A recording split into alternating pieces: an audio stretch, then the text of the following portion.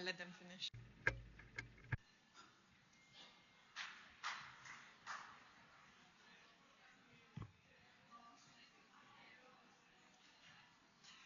If we can take our seats so we can start. Yes.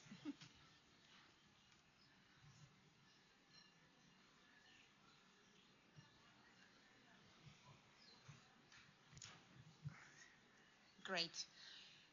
Dobry dzień and good afternoon. Excellencies, distinguished guests, honored delegates, colleagues and dear friends. Welcome to today's event, titled quite deliberately, Towards Inclusive Climate, Water and Mountain Governance in Central Asia. Investing in women in the water, climate, peace nexus. Yes, it is a mouthful, and intentionally so. These are not separate agenda items. They are one story. And that story is what brings us together this afternoon. My name is Ela Ionescu. I'm the head of partnerships for UN Women, Europe and Central Asia, and I am honored to be the moderator today. Today's event is organized by three important institutions whose collaboration in this room itself, it's a statement of intent.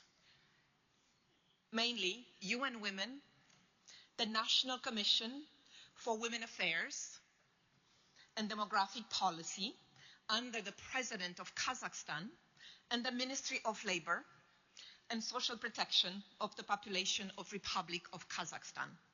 We are all very deeply grateful to each one of them for their leadership in convening this dialogue and to all of you for being here today. So we know that women are not waiting to be empowered. They are already acting.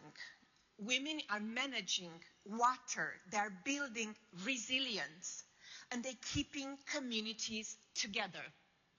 What they need is not our sympathy. What they need is a seat at the table. And that is precisely what we are here today. To advance inclusive climate, water, and mountain governance in Central Asia. And to make the case that investing in women at the water, climate, peace nexus, it's not a choice. It's the only path to lasting solution. And as the President of Kazakhstan said yesterday in his introductory remarks, now is the time for solutions. We need solutions today. And our goal this afternoon is to facilitate a structured, forward-looking dialogue that generates practical commitments. We will hear from policymakers, from scientists, from diplomats, and civil society advocates and youth representatives across the region. We will identify what is working well, what are the barriers that are still remaining, and what investments in women's leadership, in inclusive institutions, in gender-responsive data and financing can move this agenda from aspiration to action. And we expect to close today with a joint statement on inclusive climate and water governance in Central Asia, a shared commitment by governments, by international organizations, by civil society, and development partners to the principles of gender-sensitive governance in climate, water, and peace building. This statement would only be as strong as the conviction that we bring to this conversation. So I really ask for your full engagement and your support in endorsing this joint statement on inclusive climate and water governance in Central Asia in your discussion with your respective governments in the next few days and weeks. So now we have an exceptional program ahead of us with exceptional speakers. So we will start first with our distinguished speakers. We will start with His Excellency, Mr. Yerbol Tuyakbayev, First Vice Minister of Labor and Social Protection of the population of Republic of Kazakhstan, the leading national authority co-hosting the event alongside UN Women. What it's important to know that this Ministry of Labor really sits at the intersection of social policy, of gender equality, and the labor market inclusion, which are directly connected to water and climate challenges that we are addressing today. Kazakhstan also holds the chairmanship of the International Fund for Saving the ROC, that we have heard a number of presidents mentioning yesterday in the opening remarks, that is really a key driver of regional water cooperation in Central Asia. So we look forward to hear more of Kazakhstan inclusive social protection and regional climate cooperation. Your Excellency, the floor is yours. Please join us.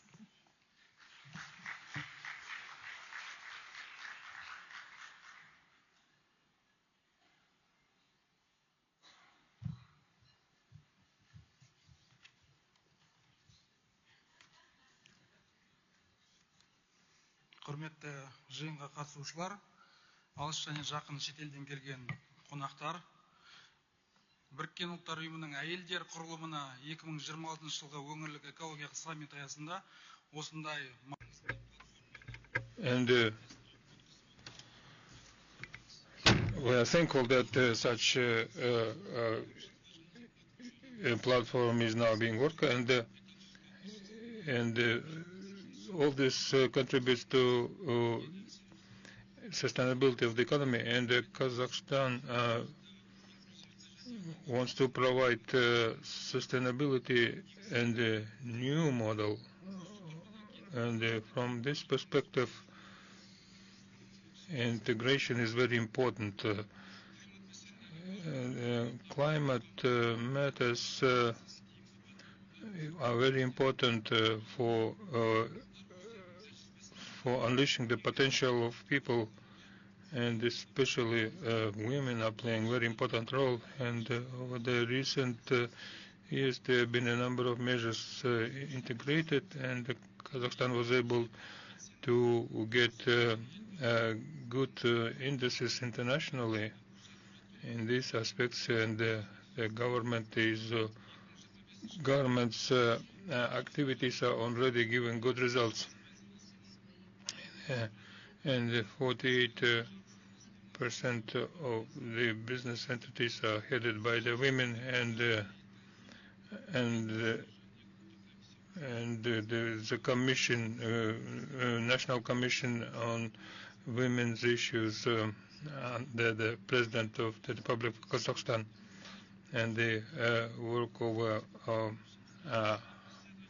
carrying out harmonization. Kazakhstan promotes the measures on enhancing the economic possibilities for women, and there has been an integral system developed to develop equal rights for males and females, and Kazakhstan ratified all important conventions, including the one on eliminating of discriminations against women, for equal pay to be made to women irrespective of the positions of the professions and level. And women have an access to all key sectors of economy, including industry, transport and construction. And Kazakhstan puts much importance with the principle of justice and providing the equal protection to all the citizens irrespective of their ethnic origin, sex, and origin. And we support the goals of the coalition, and we are ready to contribute actively into the global agenda. And the main attention is given to the social support in the country. We have a comprehensive system for support of maternity and childhood, which includes benefits and aids, and through which we can support families and support children, the mothers who have big number of children. And in the conditions of economic challenges, the sustainability of households are the key element of adaptation. In parallel, the government carries out activities on increasing the employment of women. Today, we have 4.5 million women working in the economy of Kazakhstan. Last year, there have been job placed about 475,000 women. Over 30,000 of them have been trained for the basics of entrepreneurship, and women's employment in economic activity is a big platform that allows for good economic development, and they're involved in all sectors, including the water initiatives, ecological initiatives, and Kazakhstan promotes the principles of social equality on international level and strengthens its role in the promotion of gender equality and management of natural resources. And I'm sure that investments into women is not the investment into a separate social group. It's investment into sustainable economy and smart management of resources in Kazakhstan, not only turning into the social wise state, but also it wants to maintain its status and culture, education, and in order to develop research. There was a principle determined on supporting all of this new ideas, to form new ideas. So today's meeting will be conducive to generating of new ideas as to how to promote all of this further.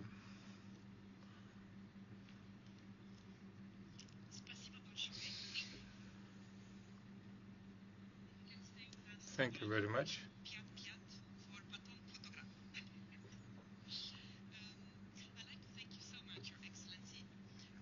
Your words really carry the full weight of Kazakhstan leadership on the agenda in the region and in this room, and for the active engagement and support of women, as you have very eloquently highlighted. And I'd like to thank you as well on behalf of all of us that are gathered here today to express our sincere thanks for opening the door for this conversation to happen here, and for demonstrating through action and not only words that inclusive water and climate governance is a national priority. And Astana, it's exactly the right place to have this discussion. So, spasibo большое. And now let's move to our next speaker, and I'd like to welcome Ms. Laura Karabasova. She serves as a member of the National Commission for Women's Affairs, Family and Demographic Policy under the President of the Republic of Kazakhstan, and who brings to this event a dual perspective. One as a senior policy voice on gender, and as the chairperson of the board, but also as a rector at the K. Zubanov Aktobe Regional University. And just to say that the National Commission for Women's Affairs plays a critical role in translating national gender commitments into concrete policy. And her academic leadership as well represents that bridge that we all look forward to see between policy, academia, and implementation, that today's event really seeks to further strengthen. The floor is yours. Please join us.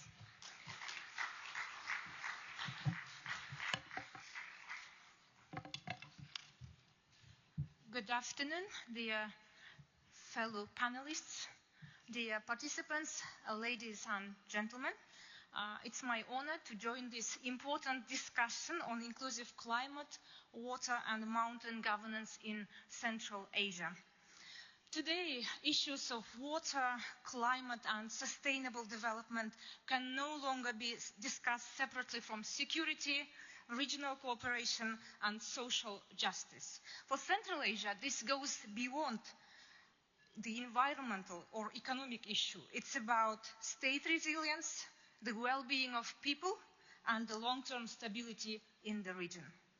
Kazakhstan consistently stands by the principle that water resources must be used rationally, equitably, and with full respect for the interests of all the parties.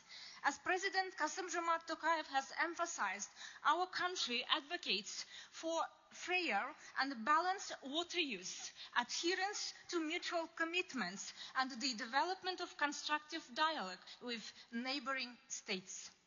At the same time, effective water governance requires more than interest cooperation. It also depends on inclusive decision-making within countries themselves.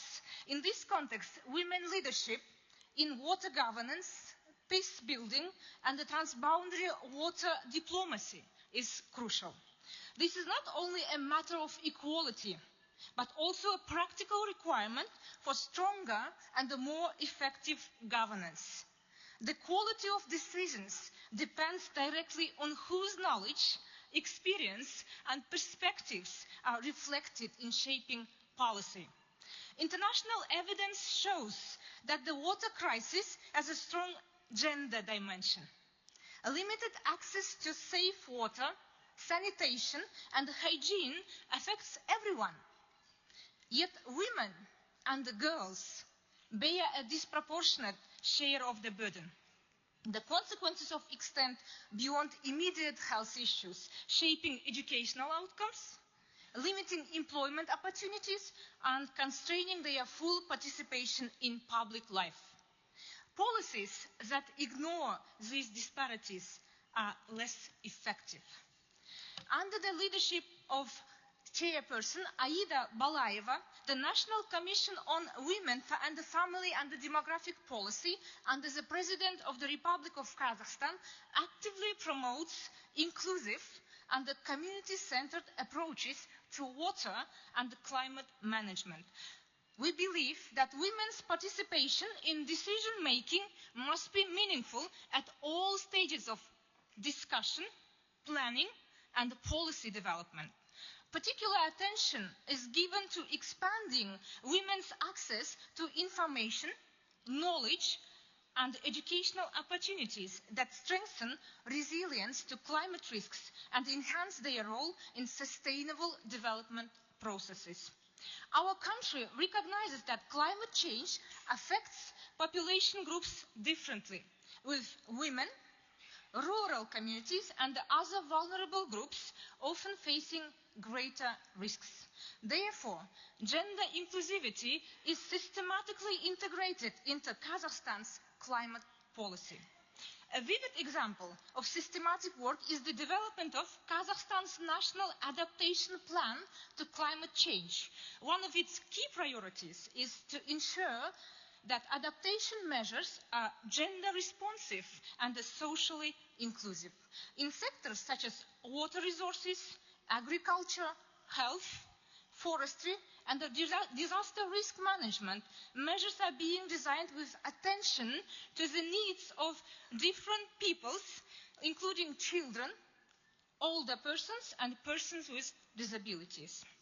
This includes promoting the participation of women and vulnerable groups in governance, adapting climate and advisory services to diverse needs, improving access to water, sanitation, healthcare, and social protection, and strengthening the use of disaggregated data. To further support this implementation, relevant ministries are also conducting seminars and trainings aimed at strengthening institutional capacity for gender-responsive climate action. All these efforts reflect a broader principle. Water and climate governance is possible only when it is inclusive. Women participation in decision making is essential for effective and resilient policy. Thank you so much for giving the floor to me, for inviting. Wishing all a very productive day ahead. Thank you so much.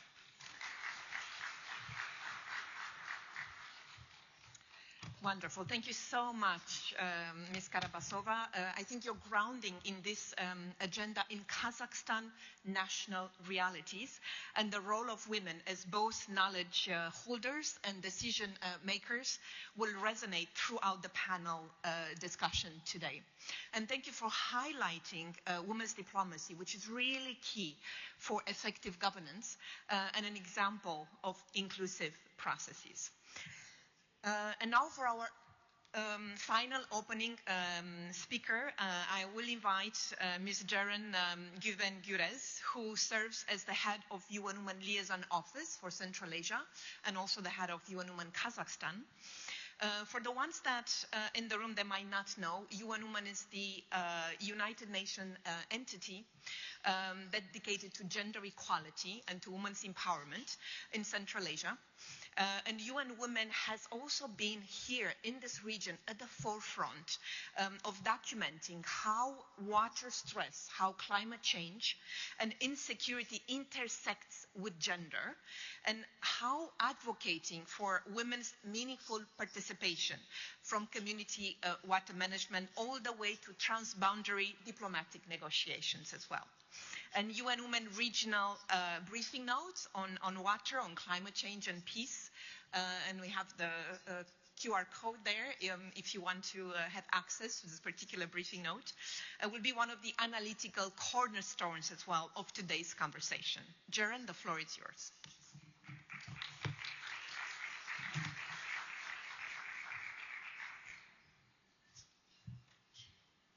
So, hayırlı gün. Hayırlı gün, hayduru kun, gündüzünüz hayır, ruz bahayır. Assalamu alaikum. Excellencies, distinguished colleagues and partners, before I start my very boring presentation, I would like to see the men in the room. Can you raise your hands up, the men in the room? Can I see, please, stronger, stronger? Okay, thank you. Thank you for being with us, because gender equality is not about women. It's about women and men and girls and boys. Thank you for being with us. Thank you. Next time, please bring other friends with you. So, Excellencies, distinguished guests, colleagues, partners, friends, feminists, it's a great honor to be here at this event co-organized with UN Women, my agency, and the government of Kazakhstan that I am proudly working for, a partnership that reflects a shared commitment driving this agenda forward. You see already on the screen a lot, right? Because we are everywhere. Women is everywhere. We are not visible, but we are everywhere. So I will mention why it is like that. I want to acknowledge the Minister of Labor and Social Protection and the National Commission for Women Affairs. Your leadership on gender equality and social protection is central to the progress we are seeing across the region, our main partner. We meet at a critical moment. Yesterday, we all heard high-level representatives of Central Asian and beyond governments. But very importantly, the President of Kazakhstan said yesterday, the time for solutions has come. We cannot delay it anymore. You know why? Because Central Asia is one of the most water-stressed regions in the world. We are enjoying our lactose-free cappuccino here. Amazing croissant, fantastic food. But our sisters in mountainous areas have to carry water 5 hours, 6 hours to bring it to home, to drink it, to cook. Glaciers are retreating, right? River flows are shifting. Nothing new to you, nothing new to me. And the Aral Sea, this beautiful Aral Sea, I wish I could see it, stands as a stark warning of what unchecked water mismanagement looks like. Nearly 49%, which means for me officially half, of the population already faces water stress, and climate change is accelerating that pressures every year. But the crisis is not environmental. I don't believe this. This is not environmental, not at all. This is easy to excuse it's environmental. It is a governance challenge, a gender equality challenge, and ultimately a peace and security challenge. You cannot solve one without addressing the other, as my peer speaker already said before me very clearly. Women and girls bear the greatest burden. My friends, my sisters, my brothers, listen to me. Kazakhstan is a water-dependent country. Only 2.8% of its territory is covered by water. Kazakhstan is a water-dependent country. I'm repeating again. While 2/3 is arid, agriculture consumes up to 65 to 70% of water, yet women make up a significant share of rural population, hardly participate in water-related decision-making. We work in the rural areas, we work in the field, but when it comes to decision-making, we are invisible. This is an inequality, this is a violation. With studies showing up in Kazakhstan that up to 8% of rural households rely on outdoor sanitation while we are enjoying our coconut milk cappuccino here, disproportionately affecting women. Let's move to Tajikistan. My friends from Tajikistan are here, right? Women carry the primary responsibility for water collection is over 60% of households. Can you imagine? This is not what I'm making up. This is the statistics. This is the data. What does it mean? Meaning that drought, every dry season falls disproportionately on their shoulders. 60% of households in Tajikistan. Let's continue with Tajikistan before I move to Kyrgyzstan. Women in Tajikistan also represent over 70% of agriculture work. 70% of agriculture work in Tajikistan is done by women. Yet, only 10% of the land is owned by women. This means they have no voice in water allocation decisions that govern their livelihoods. This is sad and this is serious. Are you with me? Are you listening to the facts? Are you with me? Okay, I continue with Kyrgyzstan. In Kyrgyzstan, women and girls spend up to 4 hours a day. 4 hours a day, listen to me very carefully, collecting water in rural areas, which is time lost from education, which is time lost from livelihoods, participation in public life. 4 hours a day, every day. In climate vulnerable areas like Batken, women-headed households are almost the most exposed to water scarcity and crop failure, yet women represent less than, again, 10% of members in water usage associations. The very bodies that govern local access. Is it enough to convince everyone that climate change is not gender neutral? That the water management is not gender neutral? On the contrary, women are in a very disadvantaged situation. In every case, the burden is carried by women, and in every case, the decisions are made without women. What is UN Women doing? I gave you the numbers that you can Google and find as well. I just compiled them. Now I give you some new information. UN Women projections show that we do evidence-based data, and our projections show that by 2050, climate change, please listen carefully and share this information. Climate change could push up to 158 million women, more women and girls, into poverty. We are fighting against poverty. All Central Asian governments have very high ambitions to eradicate poverty, right? To be high-income countries, upper middle-income countries.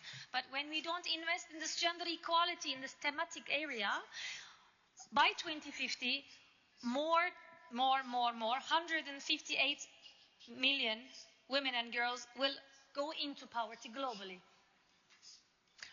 And yet women make up only around 20% of water professionals in Central Asia, and only 3% of licensed engineers and water sector managers are women, because this is men's world, right? Because engineers should be men.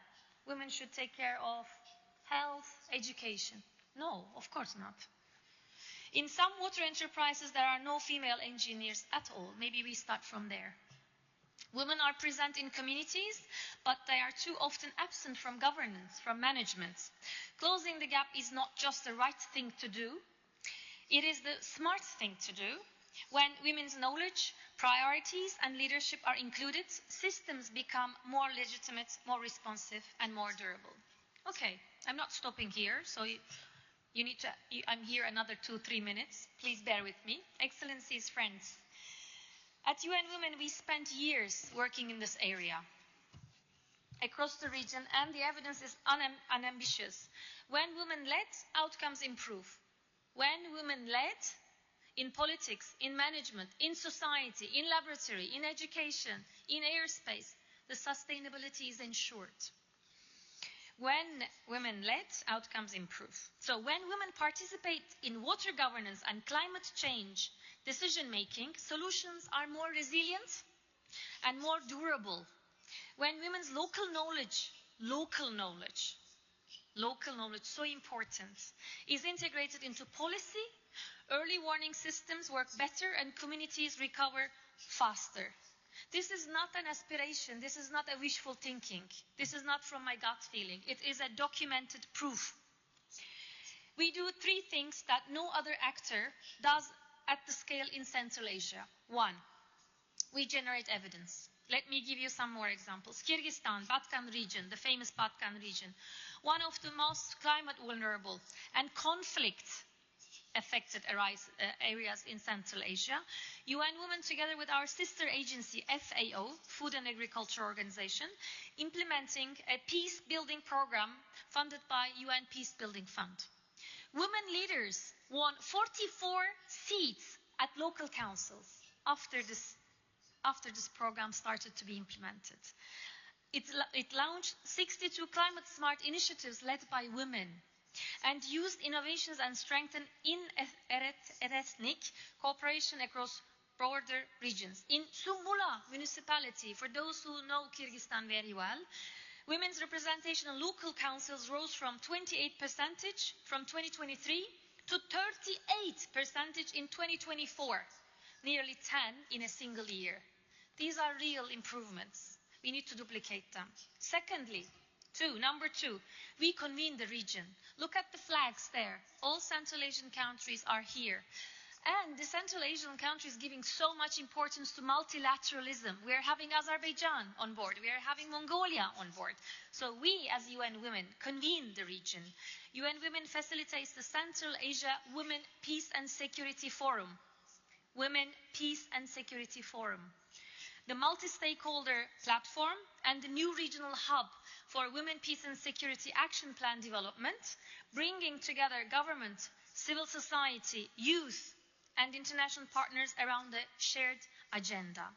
With only 3 out of 18 countries in the Europe and Central Asia on track to meet gender equality targets, this convening infrastructure is not a luxury, it is a must, it is a necessity. And the last 3, we translate commitments into actions. We don't need to lose more time about talking. We need to work and take action immediately. We don't just advocate, we design programs, build institutional capacity, and support national women, peace and security focal points across all 5 Central Asian countries. Kyrgyzstan, our work with the National Statistics Committee, for example, has helped produce 38 out of 51 indicators in the UN minimum set of gender indicators. This is very important. This may sound very abstract, but without data, without evidence-based numbers and figures, we cannot do policies. We cannot take good action, solid action. Because without data, there is no accountability either. And without accountability, commitments remain only words on the paper. I'm reaching to an end. Thank you for your patience. This year, something very historic happened. For the first time, For the first time, Central Asian countries has a shared framework linking gender equality, climate action, transboundary water governance, and peace building. What does it mean? The first ever Women, Peace and Security Regional Action Plan for Central Asia. This is amazing. Finally, all around the table, we are working towards a common commitment with a very time-bound and sustainably financed roadmap. This is not a framework handed down from outside, so it's not something from top to down. On the contrary, it was built from within through over 220 participants, 11 civil society organizations, 113 women's CSO representatives, 32 women-led NGOs, and 111 youth leaders. Thank you to all of them. I kissed them one by one for their valuable contributions. They made it real. UN Women facilitated the process. We were the convener. I'm very proud to be part of this. But the vision and ownership belongs to the region, not to us. The Women, Peace and Security Action Plan, Regional Action Plan, responds directly to what women across Central Asia told us.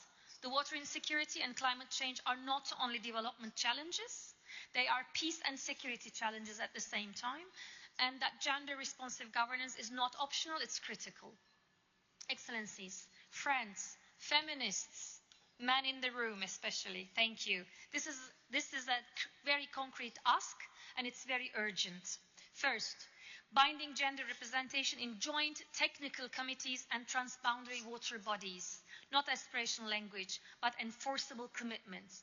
Not having women for the sake of having women, giving them the equal say. Second, women's organizations with formal standing in transboundary negotiations, not consultative footnotes, no. Third, gender disaggregated data. In every shared monitoring framework, what we do, we have to measure. We have to measure regularly where we were, where we are, and where we will be. Because what is not measured is not managed. And fourth, financing conditioned on gender-responsive governance. Not just recommended, it's required. So, I will keep it short. I can continue forever, but I see I'm already done. So, today we will conclude with a joint statement, as my dear moderator Ella mentioned. Joint statement on inclusive climate and water governance in Central Asia. Please be part of it. Please own it. Please make it reality in our beautiful region. When women lead, Central Asia is very strong. Thank you so much for your patience. Thank you.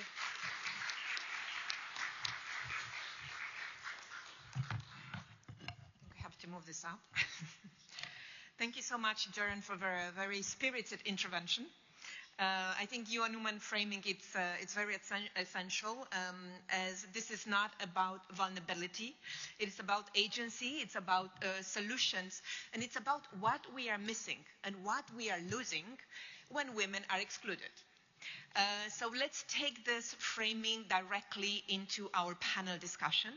And many thanks again to our distinguished speakers for their insights and their very meaningful contributions. And I invite you now to take a photo, because I believe His Excellency will need to leave soon, before we move to the second segment of this event, which is the panel discussion.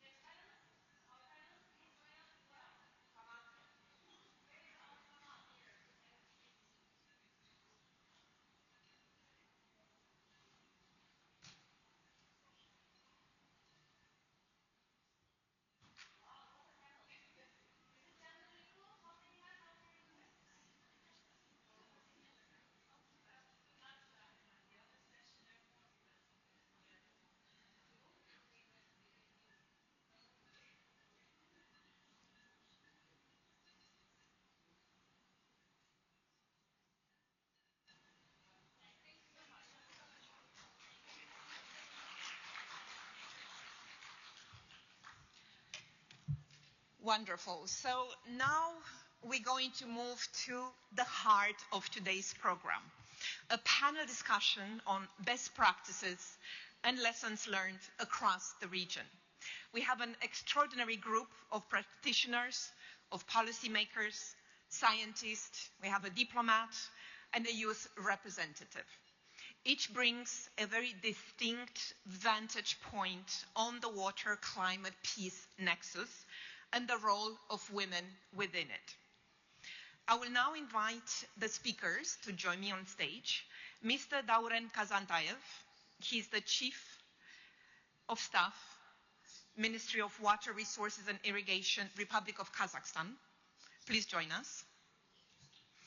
Mr. Alisher Salamov, Advisor to the Minister of Ecology and Environment, Republic of Uzbekistan. Mrs. Shukrona Murudzdoda, I hope I pronounced it correctly, Chief Specialist, International Relations Department, Agency for Hydrometeorology, Republic of Tajikistan. His Excellency, Mr. Nico Schermers, he's the Ambassador of the Kingdom of Netherlands to Kazakhstan, the Kyrgyz Republic, Tajikistan, Turkmenistan, and Uzbekistan. Mrs. Yildiz Ismanova, Member, Water Alliance of Central Asia, Kyrgyz Republic, and Ms. Dilorom Kayumova. She's the leading researcher, Center for Research of Glaciers, National Academy of Sciences in Tajikistan, and the youth representative. Thank you all for joining us today for this very exciting panel. And let me start with the first round of questions and with our first panelist, with Mr. Dauren Kazantayev. Mr. Kazantayev brings a direct institutional experience from Kazakhstan's primary authority on water resources and irrigation, the ministry responsible for managing the country's water systems and implementing national water policies, amongst others. My question to you is, what concrete steps is the Ministry of Water Resources and Irrigation of Kazakhstan is taking to ensure that women are not just consulted, but actually represented in water governance, in decision-making bodies at the national level? The floor is yours. As you wish. Would you like to come here or up to you? As you wish. Yeah. Қайырлы күн, қадірменді қонақтар, құрметті ханымдар мен мырзалар, жиынға қатысушылар.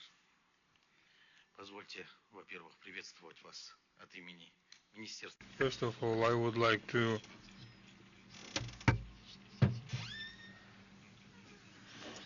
greet you on this event in the framework of the Environmental Summit, and I would like to thank you and women and the National Commission on Women's Affairs and Demographic Policy, and to the Ministry of Labor and Social Protection of the Republic of Kazakhstan for the initiative to discuss this very important topic. And as for the question that was asked, I would like to say that for us it is important for women not only to be involved in discussion, but would have a say in making decisions.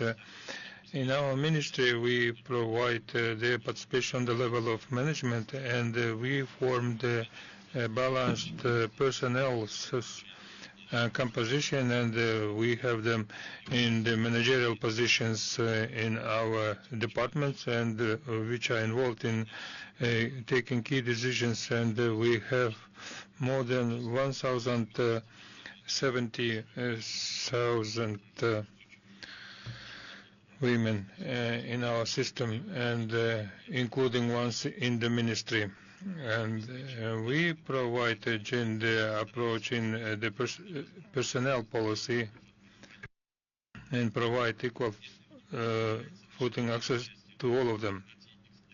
And we want to enhance the participation in water diplomacy, and will provide the involvement into the negotiations and the intergovernmental commissions where the decisions are made concerning distribution of water resources and transborder cooperation. And also we develop competencies and leader capacity of women, and together with UN Women we support training and the preparation of specialists for negotiations, and we are turning the inclusivity as a principle of our work, and we make sure that it is implemented when developing policies, and we are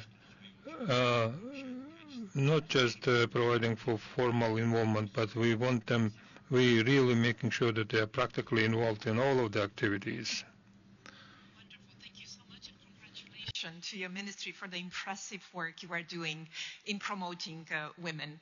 And I think the institutional structure that you are described, and the opportunities and also the gaps within will be an important reference point as well as we hear from our neighbors across the region. So thank you so much. Now allow me to move to the second panelist, to Mr. Alisher Salamov, advisor to the Minister of Ecology and Environment, Republic of Uzbekistan. And in this capacity, he really works at the nexus of environmental policy, regional ecological cooperation, and climate adaptation, including Uzbekistan efforts to address the ongoing humanitarian ecological consequences of the Aral Sea crisis.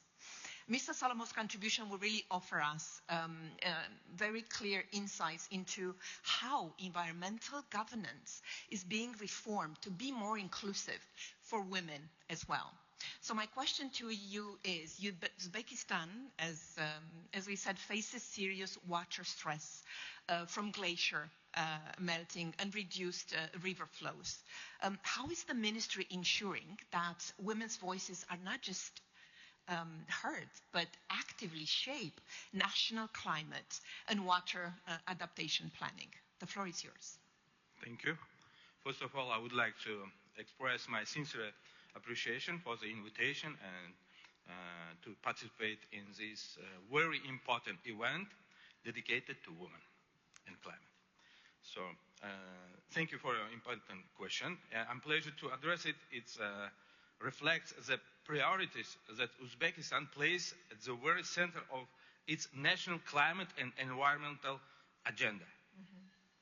Under the leadership of President Shavkat Mirziyoyev, Uzbekistan has undertaken a comprehensive transformation of its approach to environmental governance, one in which gender equality is not treated as a separate technical requirement, but as a fundamental principle of sustainable development and good governance. This commitment is enshrined in our constitution, ensured in the law of equal rights and opportunities, and reflected in our strategy for achieving gender equality through 2030. Within the National Committee on Ecology and Climate Change, we have established dedicated institutional mechanisms to ensure that this commitment translates into the practical. Advisory Council on Gender Equality operate within the committee and its subordinate organizations, providing structured channels through which women's perspectives are incorporated into the policy formulation, legislative drafting, and program design. These are permanent functioning bodies, not ad hoc consultative forums.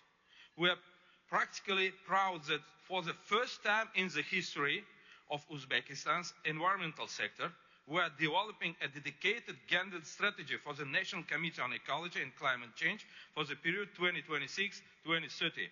This strategy is being developed through inclusive consultation directly in the regions in Karakol, Pakistan, Khwarezm, and Kashkadarya, ensuring that the voice of women living close to the challenges of water scarcity and climate change are reflected in our national institutional framework. This is a historic step and one of the position Uzbekistan as a leader in gender responsive environmental governance in the region. At the policy level, our third nationally determined contribution, submitted in 2025, for the first time integrates gender equality as an explicit dimension of Uzbekistan climate commitments. Our national adaptation plan is including those developed specifically for the Aral Sea region, were designed with gender-responsive principles, recognizing that effective adaptation policy must account for the differentiated roles and needs of women and men in our communities. Thank you. Wonderful. Thank you so much for your intervention, and thank you for the wonderful work you're also doing for the integration of gender. And you mentioned that gender is really critical to good governance for your agency, and you have a dedicated institutional structure as well to ensure that gender integration, but also for shaping a more thoughtful and more gender-responsive approach to water management. And this is not a small thing, this is really leadership. So let's move now in our journey across the Central Asia region, and we camp now in Tajikistan. We're conversing with Mrs. Shukrona Morozova. I hope I pronounce it correctly. Who's the Chief Specialist International Relations Department, Agency of Hydrometeorology, the Republic of Tajikistan. As we have heard also from the opening remarks, that Tajikistan, an upstream country, that is actually simultaneously one of the most water-rich nations in Central Asia, but also one of the most economically vulnerable to climate change. And Tajikistan holds as well over 60%, right, of the region fresh water resources. And its glacier in particular are a really critical source of flow for the rivers, which actually the entire region depends on. But yet those glaciers are retreating. So Mrs. Shurovna is also a young specialist navigating a field where women voices have historically been underrepresented at senior levels, making her presence in a way at this table, both professionally and symbolically as well, very significant.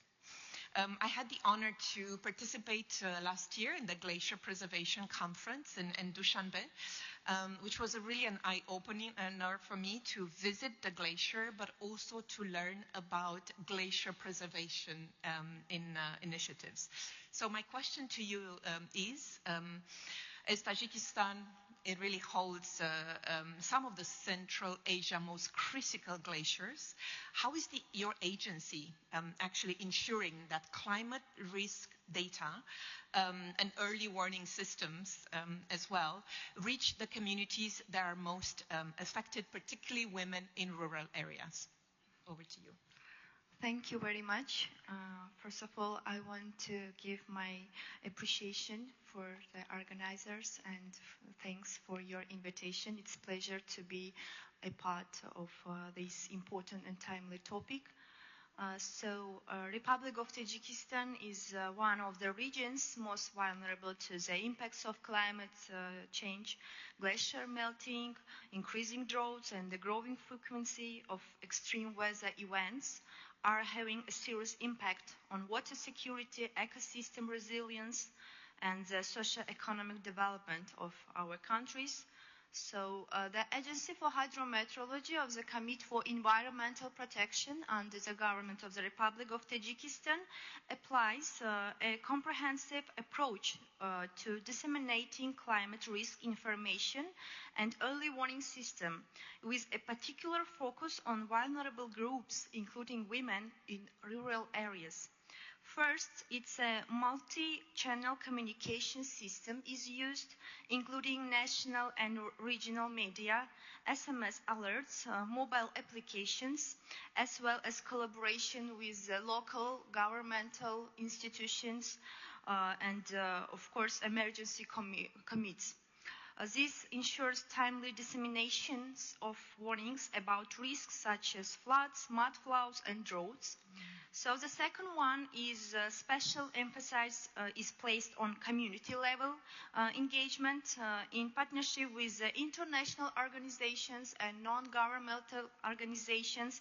As our colleague from the United Nations Representative Country Office mentioned, that women who live in the rural areas, they unfortunately doesn't have access to the internet, and we conduct the training workshops for them to equip women with knowledge on climate risks, adaptation measures, and emergency response actions. This enhances their resilience and participation in the local decision-making process. The third one is the agency is advancing to use of localized forecasts tailored to specific regions and sectors such as agriculture, which is particularly important for rural women engaged in farming activities. And finally, a gender-sensitive approach is increasingly being integrated into climate services. Differences in access to information, literacy levels, and socio-economic conditions are taken into account, making early warning systems more inclusive and effective. Thank you very much for your attention. Wonderful. Thank you so much. And I think the scientific rigor and the human dimension of the data you shared and your remarks reminds us that behind every data point, there is a community, there is a family, and often there is a woman that is bearing the greatest burden. Thank you so much. Let's move now to the other side of the world, to Netherlands. And we are privileged to hear now from one of our international partners, a country whose very existence as well is defined by water governance, and whose global expertise as well on integrated water management, it's really unparalleled. His Excellency really brings both the bilateral partnership dimension, but also the perspective of a country that has made water on gender-inclusive governance integral to its development cooperation approach. Your Excellency, we are really delighted to have you with us. So from the Netherlands experience, what are the key ingredients for turning water into a platform for cooperation on transboundary context, like in Central Asia? And how can women leadership, in particular, and their participation be more systematically integrated into these processes? Over to you. Thank you very much. And also from my side, a big thank you to all the organizers of this important event. And I feel a little bit humble in this regard, because if I look to my country, we have taps in every household where men and women can drink the water straight from the tap. We don't have to walk 4 hours or 6 hours to collect the water. So in that regard, it's indeed a completely different story in my country. If I look back to the history, then we started to fight the sea 2,500 years ago. We found already structures that were built in those days to keep the sea out of certain parts of our land. That continued until 30 years ago. Then suddenly we were confronted with rivers that were rising quickly or falling short. So that was an eye-opener for us in terms of climate change.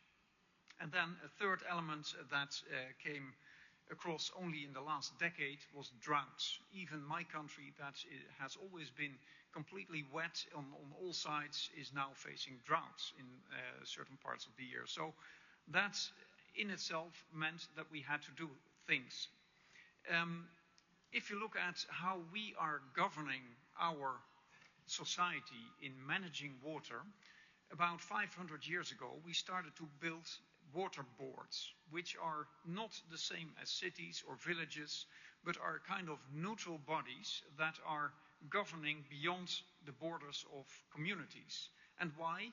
Because in those days it was a security issue.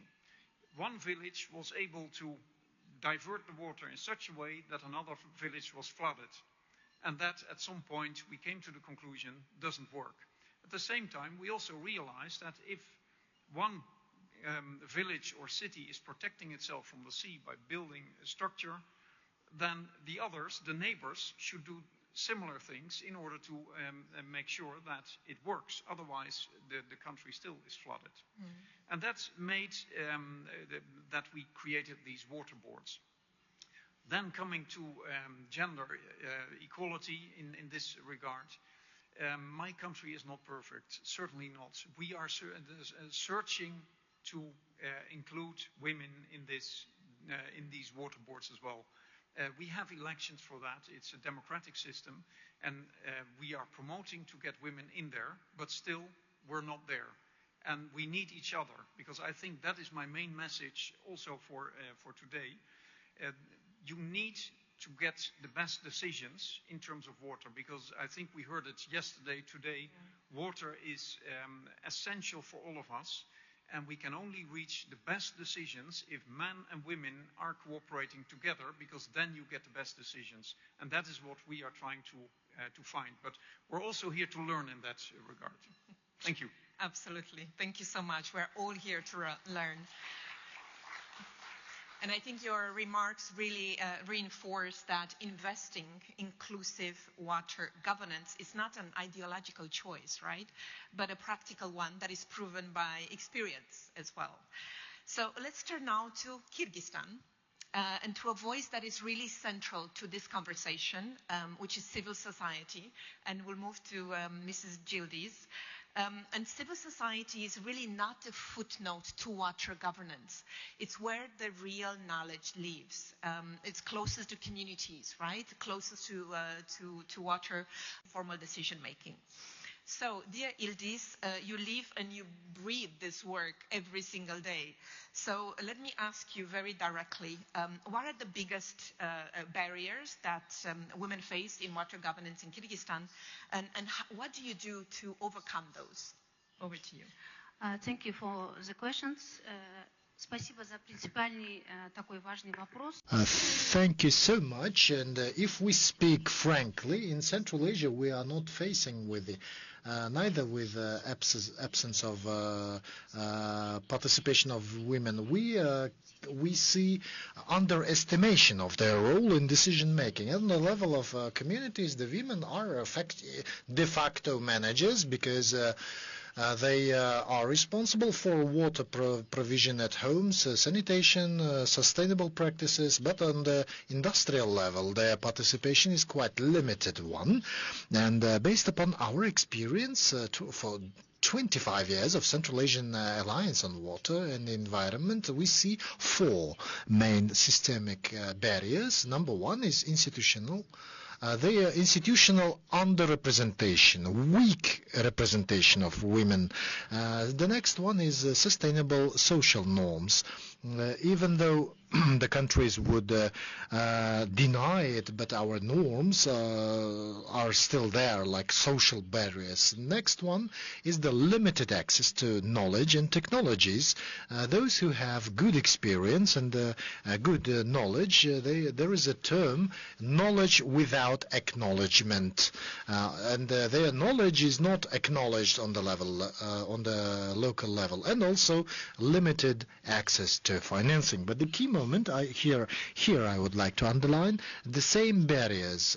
We know how to overcome them and how to resolve those problems. Our practical experience in Fergana Valley has shown that when we are investing in women leadership, we get not only good but also measurable results. In practice, we have prepared in 3 countries, in Uzbekistan, Kyrgyzstan and Tajikistan, 50 facilitator women who are participating in management of water resources in the areas. What this led to, increasing of financial responsibility, transparency, and the system is still functioning, and it is not like after finishing the program by the donors, but it works in reality. So I want to underline that investing in women in water sector is not a social policy. We know that we got used that there should be gender politics, quotas, some kind of quota for women, etc. When we invest in women, it is not social policy. It is investment into efficiency of the system, the resilience and sustainability of the community, and also our future. Thank you so much. Testimony from the ground level, from communities, from water user associations as well, from the spaces where water policy is lived rather than written. It's a very important lesson, and thank you for sharing those barriers with us that we can learn from as well, how to address them. And for our final panelist, we will hear from a youth representative, and it's great to see a lot of youth representatives in the room. Really, thank you for joining us today. So she's really a voice that represents both the cutting edge of scientific research and also a generation that will actually inherit the decision that we will making these days, right? So Ms. Dilorom, she's the leading researcher at the Center for Research of Glaciers at the National Academy of Sciences, and she studies the very glaciers that feed Central Asia rivers. She's monitoring the retreat. She is really looking at modeling future water availability and contributing to evidence base on which the scientific agenda. So can you please share with us what were the most critical turning points that allowed women glaciologists, so it is a profession, women glaciologists, to move from being included to actually leading research and policy processes? Over to you.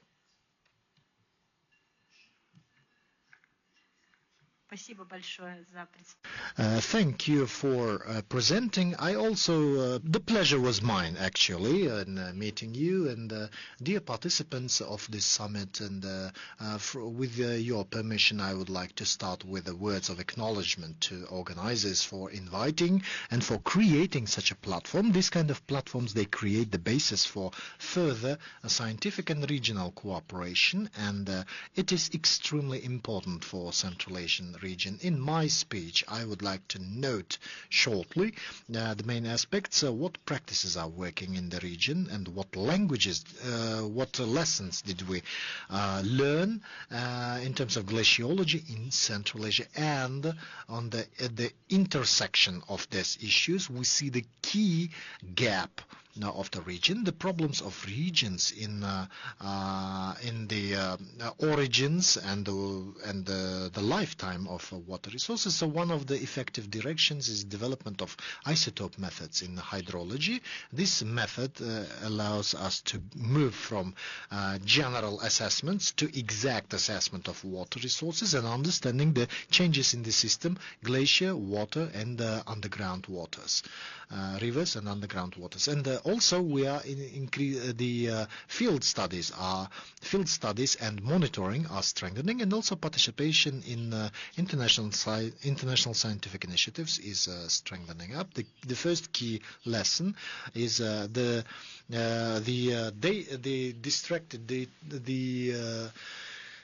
it is impossible to get the holistic picture of change due to fragmentation of data. Number two, regional interaction, regional cooperation is a necessity, not an option. The countries are facing the same kinds of challenges. It is there, but they are not synchronized enough. In this context, it is the idea of creating the regional scientific platforms is becoming more acute, which could enjoy the comparable data and sustainable cooperation. In the end, I would like to say that the participation of women in glaciology is going to the level of forming the scientific approaches and coordination of the process, and this strengthens not only inclusivity but also the very bone quality of the decisions that are made. Thank you very much.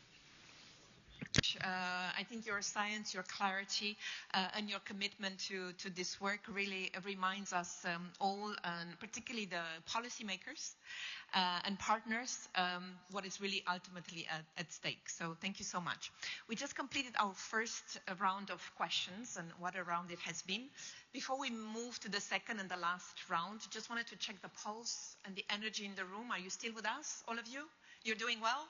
Yes? You're here with full energy, the stamina and the concentration that we need? Perfect, good. Good, because the second round, this is where we're going to get more specific. And I think, let me go back to Mr. Dauren. And we have heard the regional picture very clearly. And now we just want to get a bit more concrete as well. And if you can share very few specific actions that Kazakhstan is championing right now, to strengthen transboundary water cooperation, and how to make these frameworks more effective, but also more inclusive for women and girls. Over to you. Thank you. Kazakhstan, as you have noted, is considering transboundary water cooperation as a strategic priority, directly linked to regional stability. From the ministry, we are strengthening our international legal basis and water diplomacy. We are systematically working with neighboring countries, both on bilateral and multilateral mechanisms. We provide by providing distribution of water resources. We are based that sustainability of water cooperation is based upon taking interest of all the strata of the society into decision-making process. And in this context, the ministry is forming the more balanced staff structure. For example, in negotiation groups on transboundary water talks, we included women. This reflects not only their presence per se, but also their participation in decision making.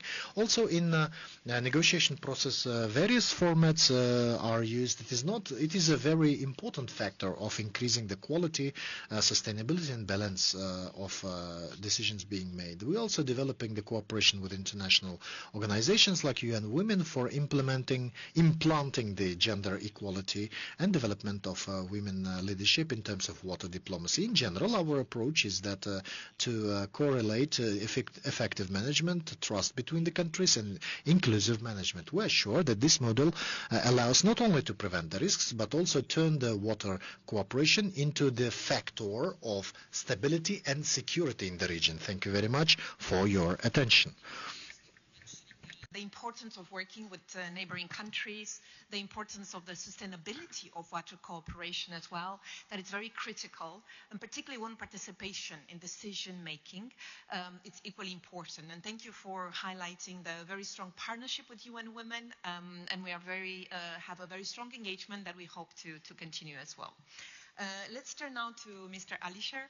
I mentioned initially about the oral history, and we have heard yesterday from a lot of the interventions from President, being one of the most profound, of course, environmental crisis, and with consequences, very devastating consequences for communities, livelihoods, and generations of people as well, but particularly women and children, who really often bear the heaviest cost. But crisis can also be a catalyst. And Uzbekistan has been one on the front lines as well of this transformation. So if you can share with us what has been the experience of Uzbekistan on sustainable water governance, and how gender inclusion has been built into recovery frameworks, shaping the region in a way, water future. Over to you. Thank you so much. And if you don't mind, I would like to continue in Russia. I would like to, as a diplomat, I would like to use both of language of our UN. Yes. Let me. So, я сказал, что хочу I told that I want to use both languages, working languages of today's summit. So, with regard to your question, it's quite a burning issue, and thank you very much for asking it.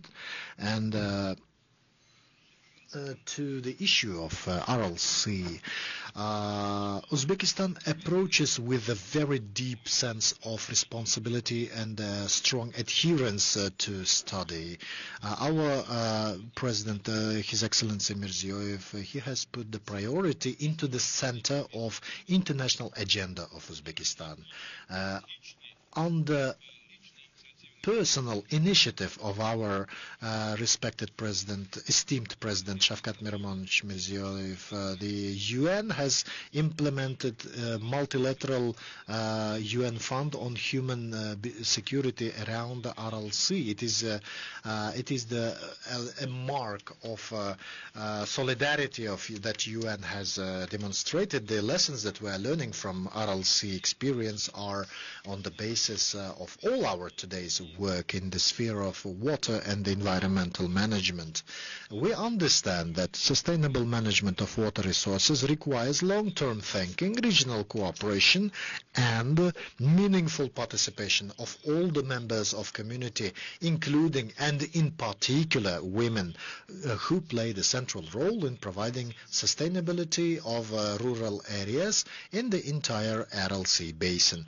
The active work of Uzbekistan in the framework of International Fund of Saving Aral Sea during our chairmanship, it reflects this understanding. Today, the efforts on restoration of Aral Kum and including the large-scale programs on restoration of forests is carrying out with the participation of local community. We consider this not only as environmental mission, but also as a need, as an obligation in front of Karakalpak people.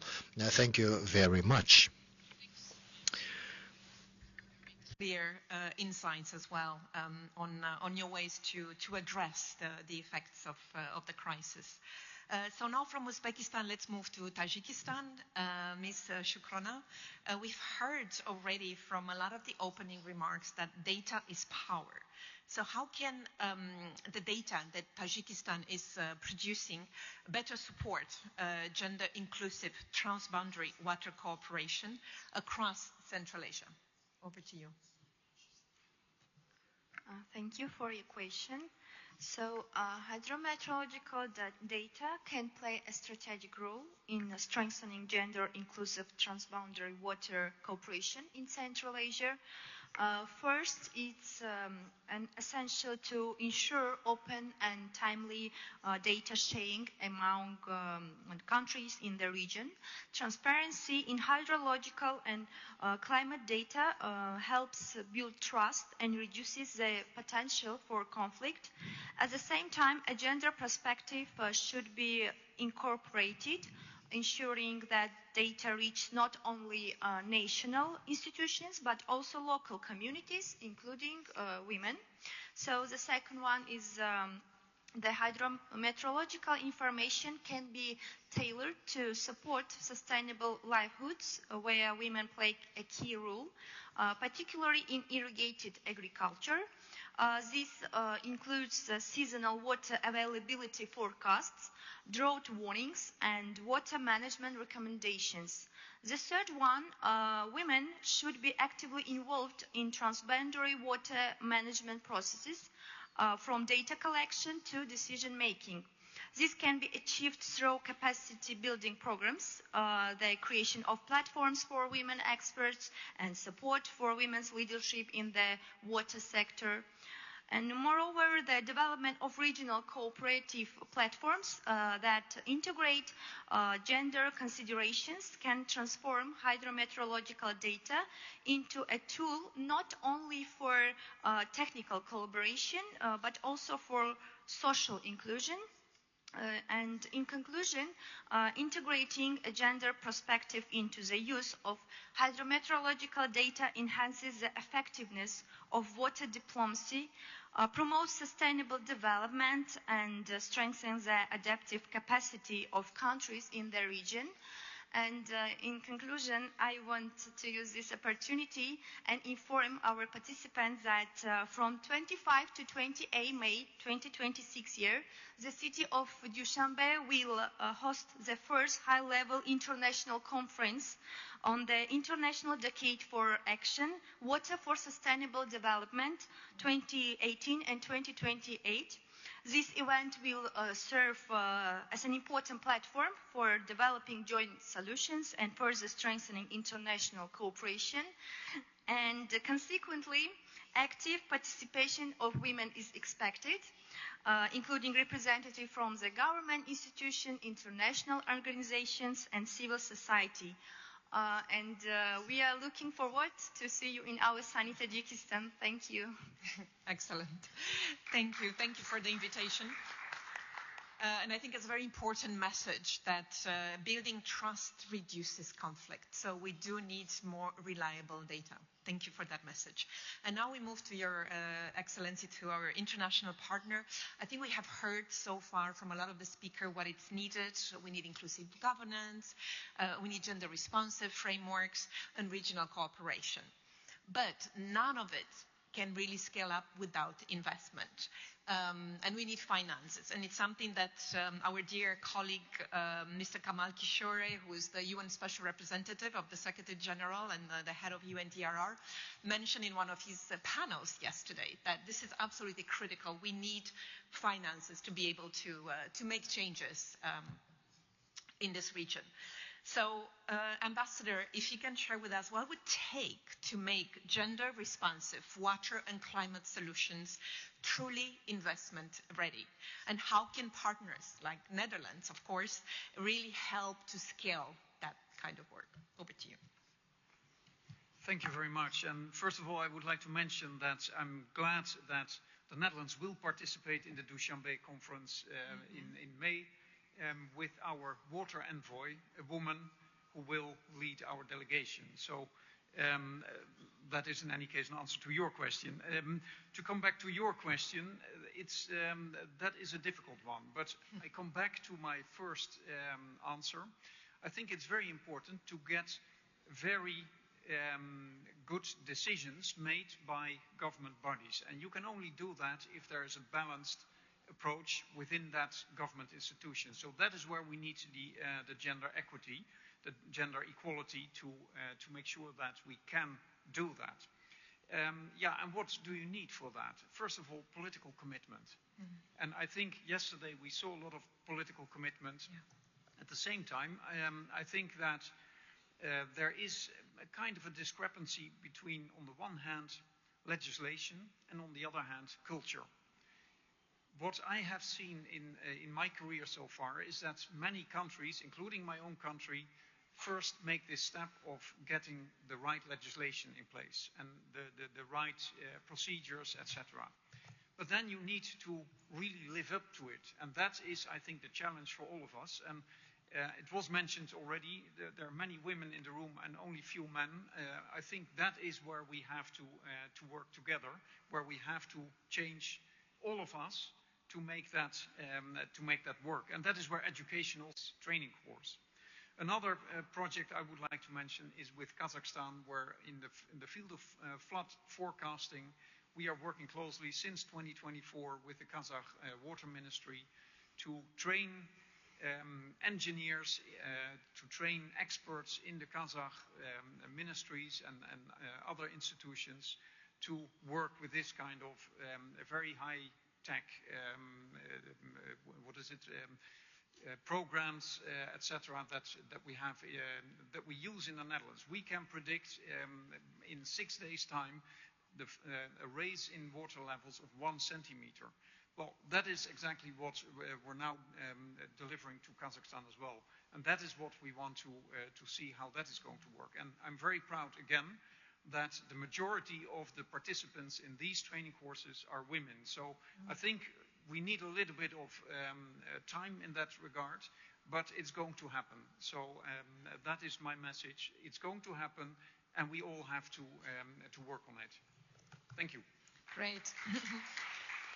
Excellent. And I think, yeah, what you mentioned, that we do need a series of factors to work together, right? It's about the good decision by government. It's about, let's say, political commitment.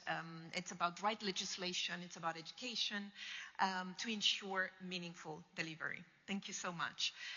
Now I'll just turn to Mrs. Gildis as well to maybe share with us in terms of looking at various mechanisms that can actually turn agreements into action. So what, from your perspective, do you think and what mechanism have proven in a way effective in turning transboundary water agreements into real coordinated action? And how can gender equality be built into this mechanism from the very start rather than be an add-on later on? Over to you. Thank you so much. Спасибо за такой тонкий и ключевой вопрос. Я постараюсь ответить на основе нашего опыта, нашей организации. Мы знаем, что Центральная Азия – это единая водная система, где такие реки, как Сырдарья и Амударья, формируют не только экосистемы данного региона, но глубокую взаимосвязь стран, где находятся наши страны. И здесь нужно важно и честно уже признать, что устойчивое трансграничное сотрудничество невозможно обеспечить только между государственном уровне соглашений. Почему? Потому что оно будет работать тогда, когда превращается в ежедневную практику на местах. Именно поэтому наш опыт в Ферганской долине особенно показатель их стран и межгосударственном уровне. И в нашем опыте мы за эти годы обеспечили водой 185 тысяч населения, 74 селах, это в 3 странах, в Узбекистане, в Таджикистане, в Кыргызстане, поддерживали 50 водных организаций, сами создавали 26 локальных структур управления водой. Что означает это на практике? Это означает, что сотрудничество становится ежедневной практикой на уровне сообществ, а не только на политическом уровне. Мы также внедряли технологические инфраструктурные решения, включая энергоэффективные насосные системы, которые позволяют снизить расходы на электроэнергию до 70%. И здесь важный принцип.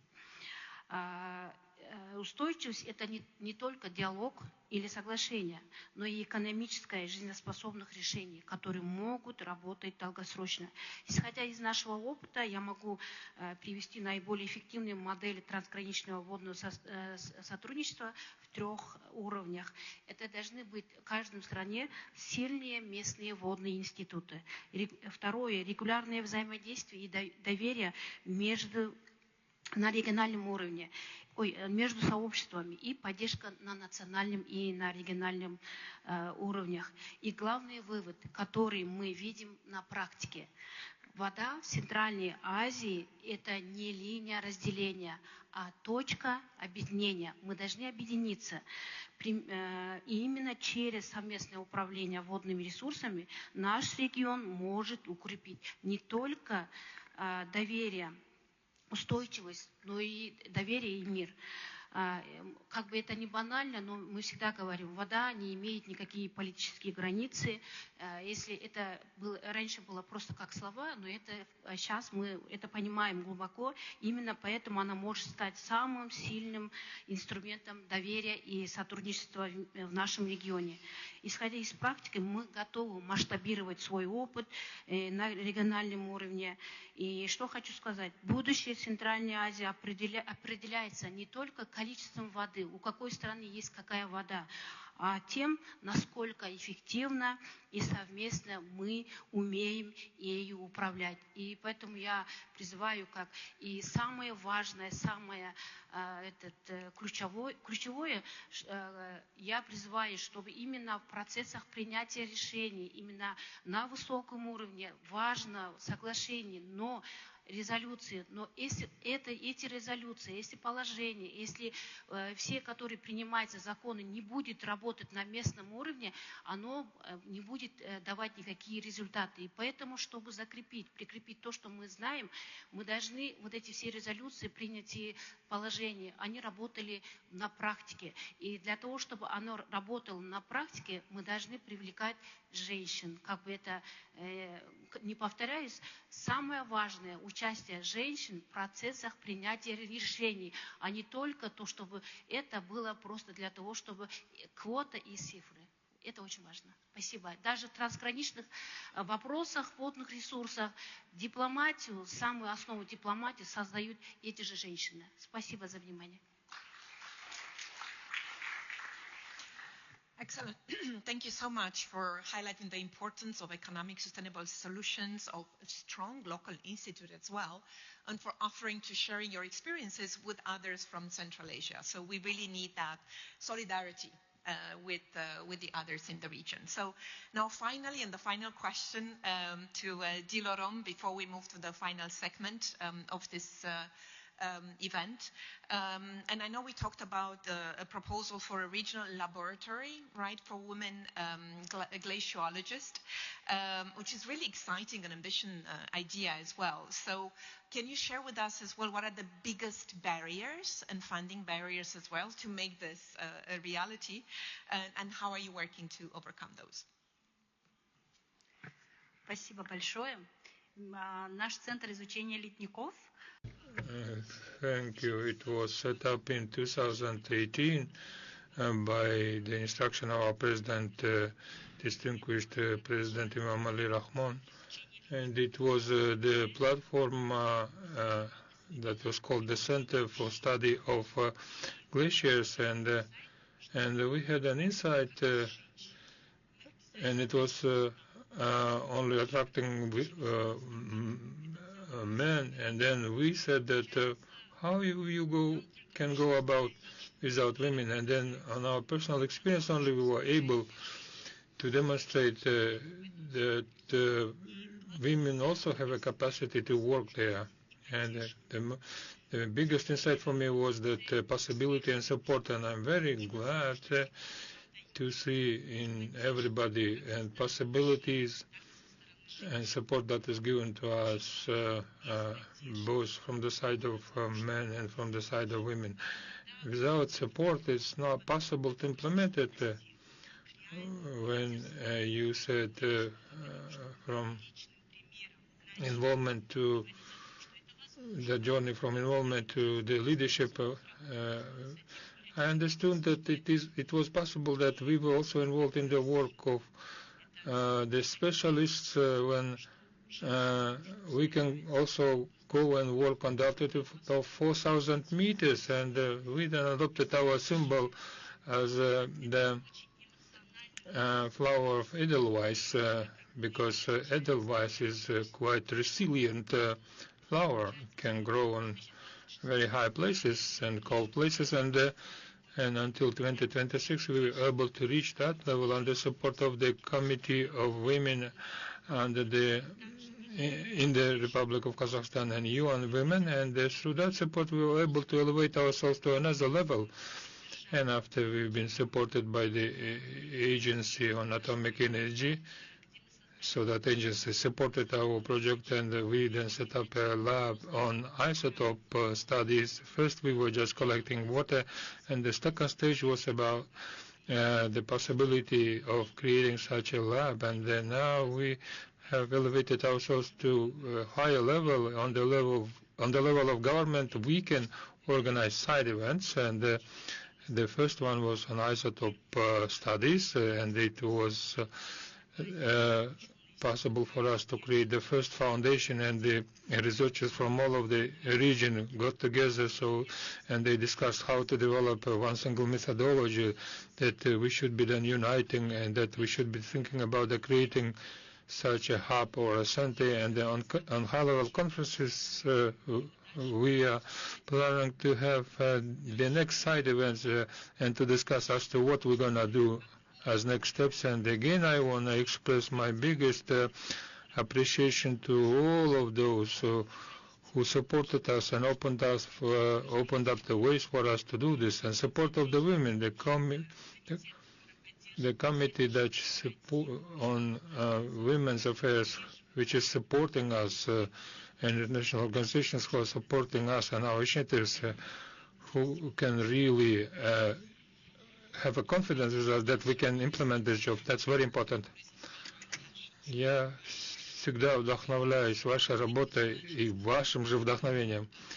И на этом мы заканчиваем работу этой панельной дискуссии. Я думаю, мы много узнали друг друга, и каждый из нас, по-моему, уносит с собой какой-то урок. И последняя часть – это размышления, рефлексия в отношении того, как это применить на глобальном уровне. И я хочу пригласить господина Камала Кишари, он представитель ООН по предотвращению ЧС, и у него очень большой опыт именно по областям водного стресса, управления чрезвычайными ситуациями. И сендайские рамки как раз и придают большую важность сокращению таких рисков. Именно в рамках тех всех вопросов, которые мы сегодня рассматривали. И сокращение рисков ЧС тоже признается сейчас, что здесь нужно давать больше роли и возможности, чтобы играли в такой работе женщины. Камал, передаю тогда вам слово. Спасибо большое. Спасибо всем. Я благодарен всем за то, что есть возможность участвовать в этом разговоре. Очень вдохновляющие обсуждения у нас идут, очень много дает пищи для размышлений. И to so many making enough progress on the ground. So how do we turn, ratchet it up one level and make quickly progress? So with a great sense and very ill-conceived sense of impatience, I have 5 things to say. My first thing to say is that, and this is a little bit more from a disaster risk reduction perspective, I would like to use every single disaster event, whether it is water related or not, to actually look at whether what we are doing on gender responsive disaster risk reduction, climate risk management is adding up or not. I would like to go after every extreme heat event, every cyclone, every flood, every drought, and see how did the whole system work for women. Were women able to exercise their leadership? All the committees that we sort of had on paper, were they really in existence? I will tell you, there was an event, a big landslide, flood, cyclone combination event in 2025 in November. 12 days after the event, the website of that Disaster Risk Management Authority could not tell you how many men, how many women died. How many women were missing, how many this thing. This is after investing on gender responsive disaster risk reduction for more than 2 decades. All the papers are there, all the frameworks are there, all the checklists are there, everything is there, but it is not adding up. So I think it's really important that we hold ourselves to account whether it is really adding up, and there is no better opportunity for this than to actually look at extreme events. Let's not wait any single extreme event which gives us an opportunity to really see whether it's all adding up. My second point, tactical point, is that while we look at grand strategies, whenever there is an opportunity for effective structural change in society, we can do inclusive water governance only if there is a larger framework of society which is responsive, more sort of just from a gender perspective. And for that, from time to time there are opportunities. I'll give you an example. After a big disaster in India, similarly after 15 years of that event in Pakistan, we saw that one simple change was made, that when the post-disaster housing support is provided, the title of the house will no longer be in the quote-unquote name of the head of the household. It will be jointly owned by men and women. Just imagine if all the property was jointly owned by men and women, the domestic property. How empowering it is. It completely transforms everything. So that's just one example, but there could be many examples where you have a narrow window for effecting that kind of structural change which has long-term implications. My third tactical point is about money. It is not about big money. It is not about, I'm not making a point about gender tagging of budgets, etc. All of that is important. I'm not saying that we don't have to do that. Ultimately, it is about putting money in the hands of women. If you have, a disaster risk management community, water governance committee at the local level, but they have no money, it's a joke. We really have to put money in the hands of women. So look at in how many countries, right now in the last 15 years or so, governments love cash transfer. After a disaster, you push a button, money gets into the accounts of women. Let's do an analysis, in how many countries this money goes into the accounts of women. Let's do that. If you're not giving money to in the hands of women, it's just like, come on, it's just, we just, So if you have any opportunity to give money, I'm not saying that don't give money to men. I'm not saying that at all. But if you are providing support to a household to buy bread and, cooking gas and other things after a major disaster, why give it to men? Why? Does it make any sense? It doesn't make any sense, but it is not happening. I mean, I can give you country after country examples. They have great legislation, but when it comes to this practice, so that's my third point, that put money in the hands of the woman as much as possible. And there is a lot of tedious, dull, boring work that needs to happen, which is of financial inclusion. How many women have bank accounts? How many women are using mobile money? If you don't ask that dull and boring and tedious question of day to day, you're not making progress. That's the third point. The fourth point is that there are opportunities for creating livelihoods, particularly in post-disaster context, particularly in the context of even disaster risk reduction. I mean, there is an example of Sundarbans, where for cyclone protection, mangrove regeneration is happening. So all the mangrove regeneration work is being done by women in that area.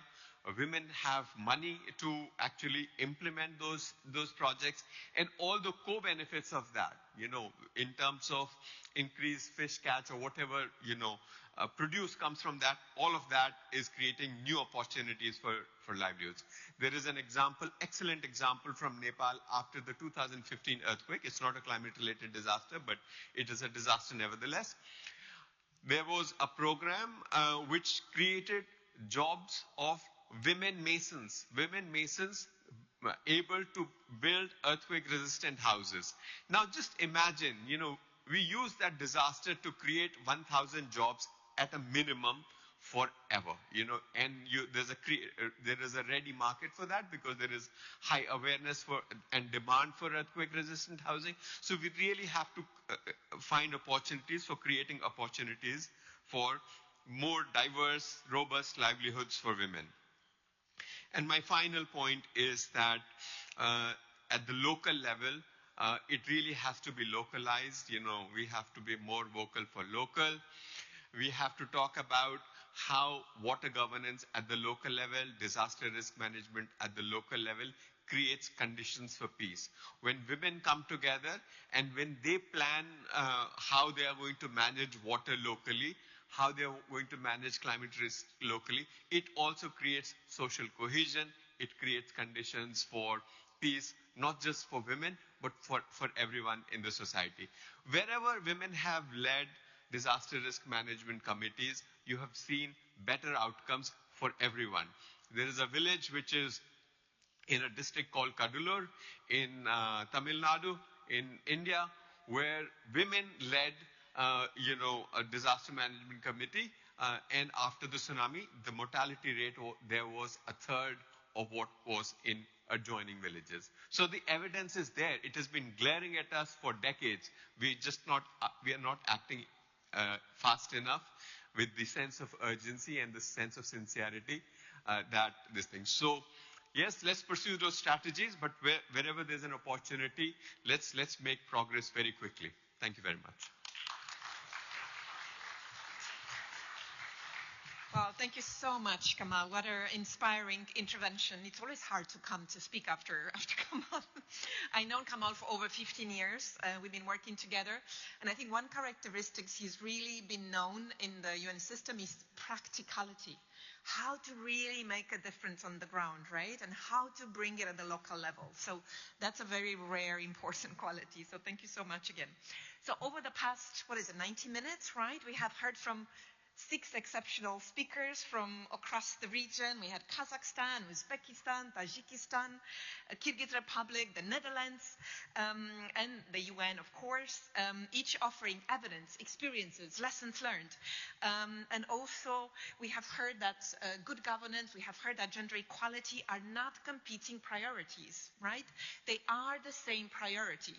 So now we received the global framing, and a call to action as well from Kamal. So as we mentioned at the beginning, that the expected outcome of today's event, which is the joint statement on inclusive climate and water governance in Central Asia, it's a beginning and it's not actually the end. So it's an invitation to governments, to partners, civil society, and to all of us as well, to commit to the principles we have articulated here, but also to translate them into budgets, into programs, institutional structures, and also in political will. So on behalf of UN Women, we'd like to thank the co-organizers, the government of Kazakhstan, for making this conversation possible. We really thank all the amazing speakers we had today for the time, for their expertise, and we really thank all of you for staying with us until the end. So we look forward to seeing you again. Have a wonderful end of the evening and a wonderful end of the conference as well tomorrow. All the best. Thank you. Yeah, photo? Yeah, if you want. Yeah, we'd like to make a photo as well. Everybody can come up front, right? Just to really show that great energy and commitment in this room.